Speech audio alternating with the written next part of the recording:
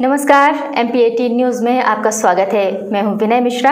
आइए रुक करते हैं खबरों की ओर। Shri Rawatpura institute of nursing संचालित कोर्स BSc नर्सिंग 4 वर्ष एवं जनरल नर्सिंग 3 वर्ष। कॉलेज कैंपस सुहागपुर कोनी पुलिस थाने के पीछे शहडोल। मध्य प्रदेश में कई जगहों पर देखने को मिलता है गोवंश सड़कों पर बैठा हुआ दिखाई देता है या फिर आवारा पशुओं की तरह इधर उधर भटकता दिख रहा है। राजगढ़ जिले के गायों के लिए कई गौशालाओं का निर्माण किया गया था, परंतु उन गौशालाओं में एक भी गोवंश दिखाई नहीं देता है। ऐसे ही कुछ आरोपों के साथ आज कांग्रेस जिला मुख्यालय पर भटकते गोवंश के लिए कलेक्ट्रेट का घेराव किया और प्रदर्शन करते हुए सरकार पर आरोप लगाया कि लगातार गायों की उपेक्षा कर रही है। वहीं युवा कांग्रेस के नेतृत्व में आज राजगढ़ जिले के तीनों कांग्रेस विधायक और कई कार्यकर्ताओं के साथ कलेक्ट्रेट भी पहुंचे। पूर्व ऊर्जा मंत्री और खिलजीपुर विधायक ने सरकार पर आरोप लगाया कि उन्होंने कहा कि कमलनाथ सरकार में गायों को लेकर जो योजनाएं शुरू की गई थी वो ऐतिहासिक थी। पहले वर्ष में 1000 गौशाला हैं, वहीं दूसरे वर्ष में 2000 गौशालाओं को खोलने का बजट में प्रावधान रखा गया था। वहीं राजगढ़ जिले में भी 150 गौशालाओं का निर्माण अभी जारी है, जिनमें से कुछ तैयार हो चुकी है, जो गौशालाओं में निर्मित हो चुकी हैं या फिर उनका आधे से ज़्यादा काम पूरा हो चुका है। वहाँ पर गोवंश को रखने के लिए प्रशासन तैयारी कर सकता है, परंतु प्रशासन लगातार अनदेखी कर रहा है और वहाँ पर गोवंश संरक्षित नहीं हो रहा है। वहीं कांग्रेस सरकार द्वारा जॉब फंड गायों के लिए सुरक्षित किया गया था। भाजपा सरकार ने फिर से सत्ता में आते ही उसमें तब्दीली करते हुए उसे घटा दिया, जिससे गोवंश का संरक्षण संभव नहीं है। ऐसी ही कुछ योजनाएं उन्होंने निर्मित कर दी हैं, जिससे कमलनाथ सरकार द्वारा जो गोवंश के लिए योजनाएं बनाई गई थी उनको ठंडे बस्ते में डाला जा सके। कोई भी अब नई गौशाला का निर्माण कराने का टारगेट नहीं दिया गया है। इसका मुद्दा कई बार मीडिया के माध्यम से उठाया भी गया है और कई बार हमने भी इसको लेकर आंदोलन किए हैं। वहीं आज हमने इसको लेकर प्रदर्शन इसलिए रखा है क्योंकि गोवंश लगातार हादसों का शिकार हो रहा है। वहीं गाय अब गाँव के बीच में रंजिश का कारण बन रही है। यहाँ एक गांव के लोग अपने क्षेत्र की गायों को लेकर दूसरे गांव में छोड़ आते हैं, जिससे दोनों गांव के व्यक्तियों में आपसी रंजिश पैदा होती जा रही। वहीं इसको लेकर प्रशासन कुछ भी नहीं कर रहा है। उन्होंने कहा है कि जिला कलेक्टर भी इस मुद्दे को देखते हुए नदारद मिले। कलेक्ट्रेट में हमने कलेक्टर की ओर से SDM को आश्वासन दिया है कि गोवंश का संरक्षण किया जाएगा। उससे संबंधित सभी विभाग जल्द से जल्द गोवंश के संरक्षण का काम शुरू कर देंगे। वहीं हमारे द्वारा भी प्रशासन को 7 दिन का अल्टीमेटम दिया गया है। अगर 7 दिन के अंदर गायों का हक उनको नहीं दिया जाता तो कांग्रेस पार्टी प्रशासन के विरुद्ध उग्र प्रदर्शन करेगी। राजगढ़ से हमारे संवाददाता रामबाबू चौहान की रिपोर्ट। के संरक्षण के लिए जो योजनाएं कमलनाथ जी की सरकार ने तैयार की थी वो ऐतिहासिक योजनाएं थी।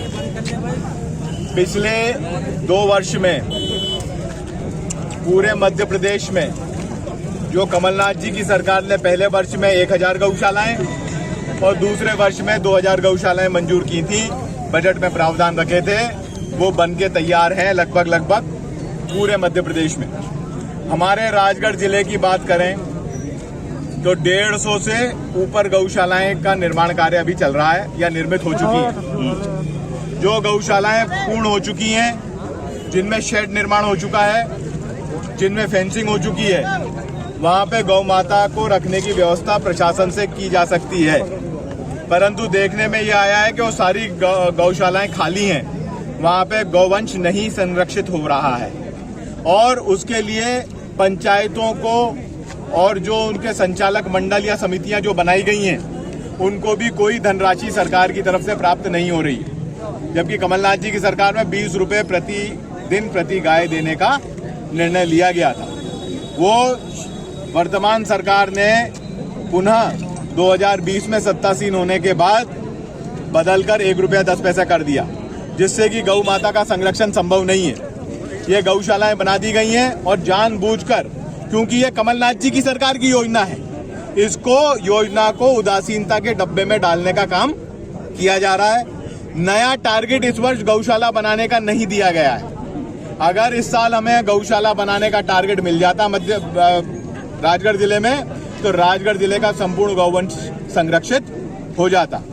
इस सारे मुद्दों को लेकर समाचार पत्रों में भी बहुत सारे समाचार छपे हैं, आपने देखा है।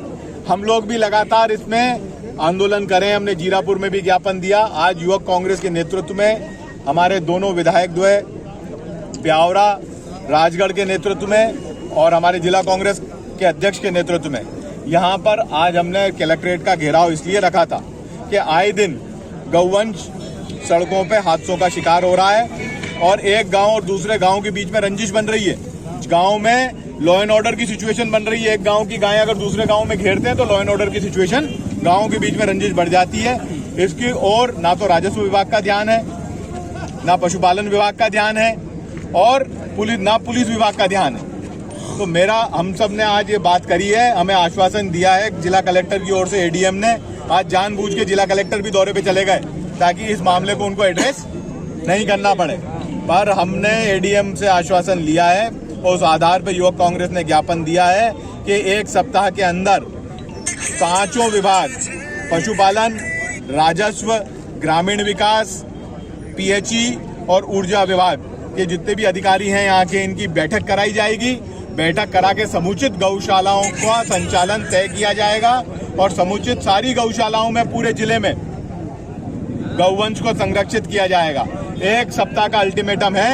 1 सप्ताह में अगर ये प्रशासन फेल होता है तो फिर कांग्रेस पार्टी इस प्रशासन के दरवाजे पे खड़ी होगी जब तक गौ माता को उसका अधिकार नहीं मिलेगा।